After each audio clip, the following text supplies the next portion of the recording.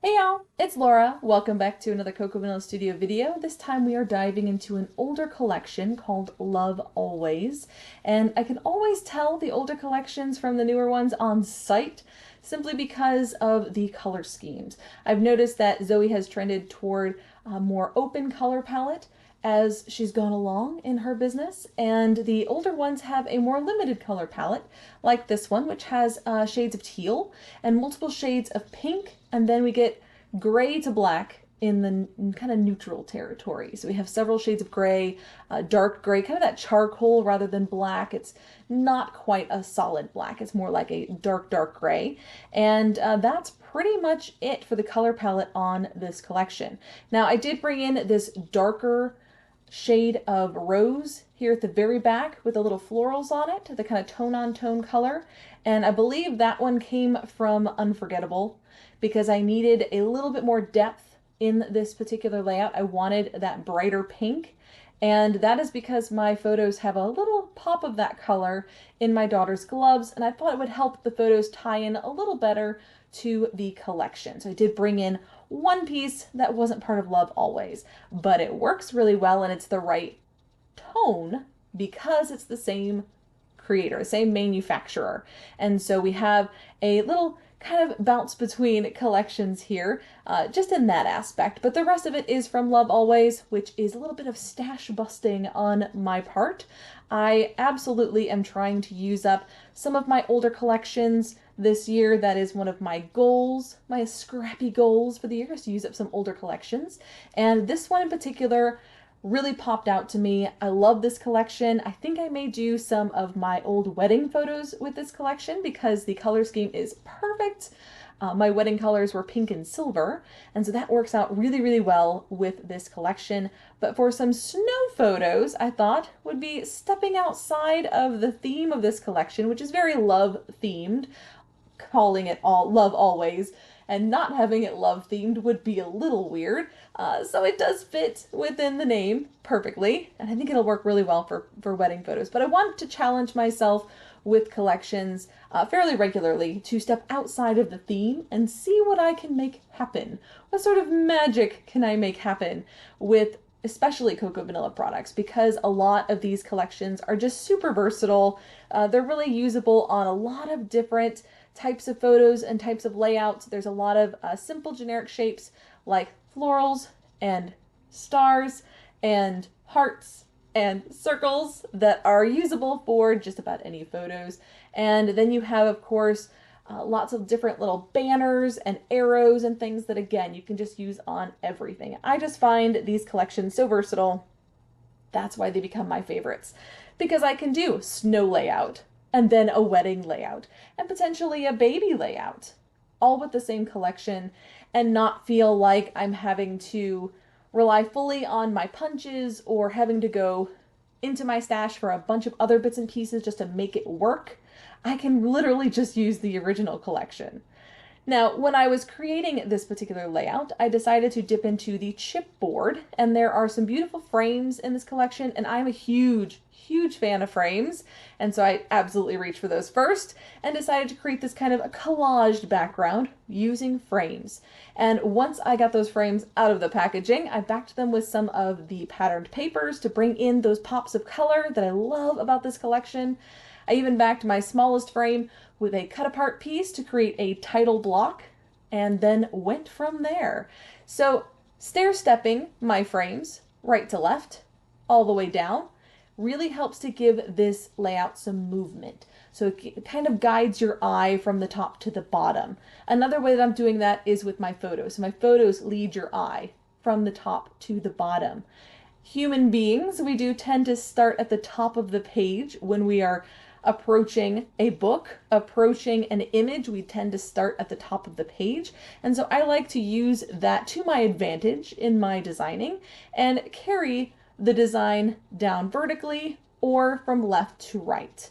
And that, I find, is just a very satisfying way to scrap and to design my pages.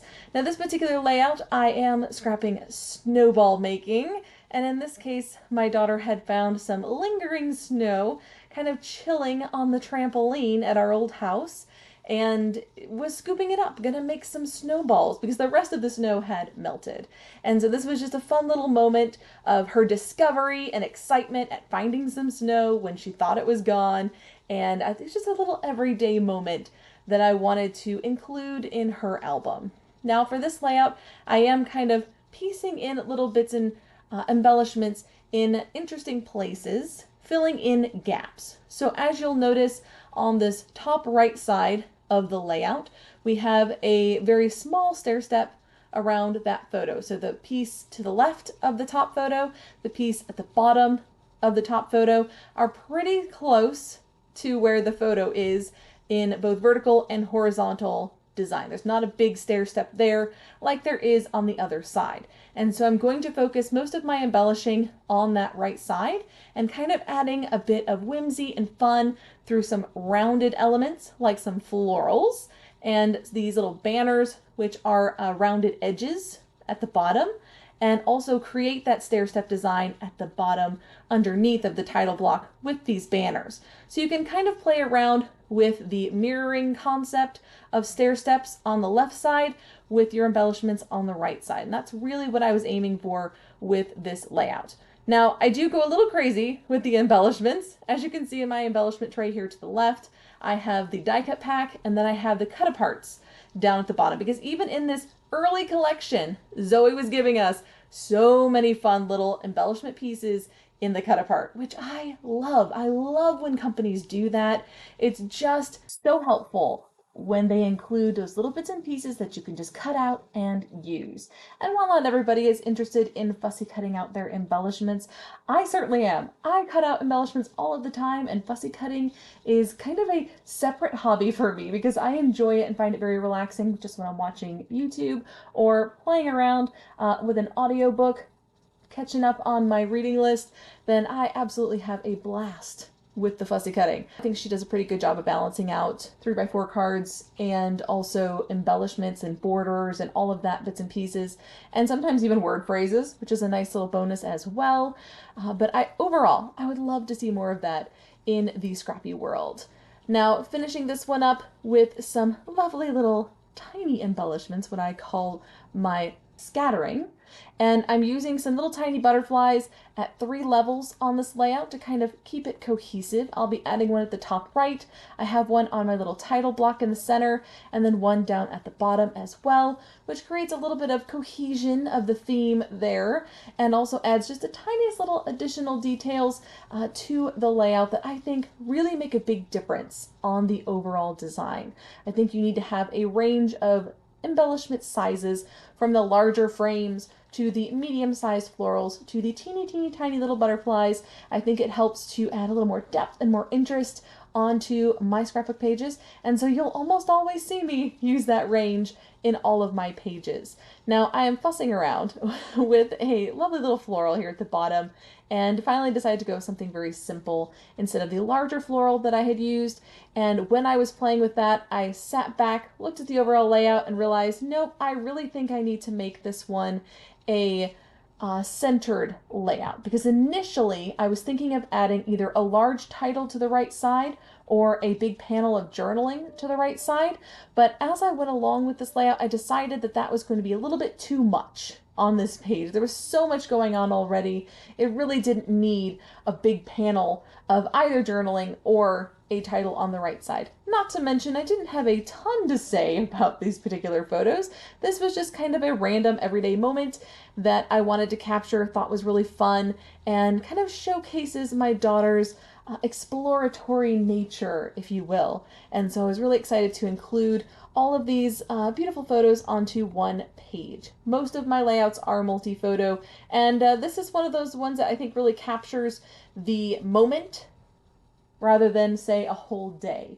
This is just a moment of discovery and exploration, and that's what I wanted to capture. So finishing this one off with some 6x12 stickers, and that I am adding some extra glue onto these 6x12 stickers, not because they're not sticky, because they are, but I want to make sure that they stay forever. And looking through some old layouts, I keep coming across bits and pieces from some of those really early kind of craft store collections that just didn't stay stuck. And so that kind of runs through my mind while I'm scrapping. Like, oh, I better add some extra glue just in case, for security's sake. So I don't have to do it later. That's the idea there. But adding that little extra glue doesn't take any extra time from me, not really. And it kind of makes me feel better knowing that one will definitely be stuck down. Finishing this off with the splattering aspect of my scattering and splattering, I am going to come in with some Nuvo drops to create some little butterfly trails and to dot around the page with a controlled splatter, and then coming in with some gold ink spray for some uncontrolled splatter around my clusters. Now this is a finishing touch that I use quite often and that I find adds just a little extra flair to the outside edges of my layout. That's it for this one, guys. Be sure to check out the blog at cocovanilla.com.au, and until next time, bye y'all!